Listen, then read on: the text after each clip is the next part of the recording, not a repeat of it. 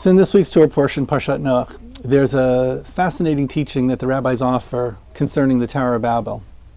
They say that as humanity had gathered to build this tower to reach to the very heavens, that when someone would fall off the tower, when a human being would fall off the tower and die, the people would just keep on working. But when a brick fell and cracked, everyone would cry. It's an odd and disturbing midrash, and one that the rabbis are trying to use to teach the following. Why would they cry over the broken brick?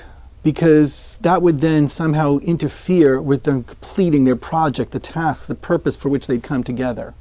But a person dying, well, that was just a minor inconvenience.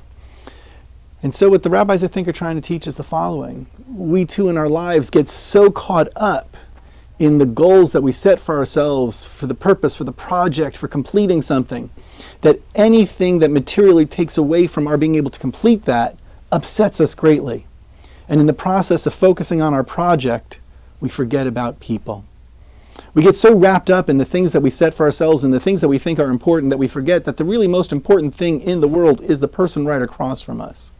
We get so distracted by the different things that are happening out within our world that we lose sight of the really beautiful thing and the really essential thing, and that is another human being. Each human being is a world. Each human being contains within it a divine spark. And no matter what our goals are, what our projects are, or what important tasks we set for ourselves, if in the completion of those tasks we lose sight of people, then really what's the purpose of the task?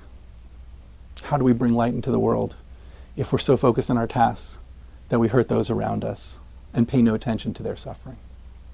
So as we go through our day, as we go through this weekend, as we look towards next week, I challenge all of us, myself included, to do your work, do the things you need to do, but ever, ever, ever be mindful of the people around you. And that, my friends, is your Torah in Two.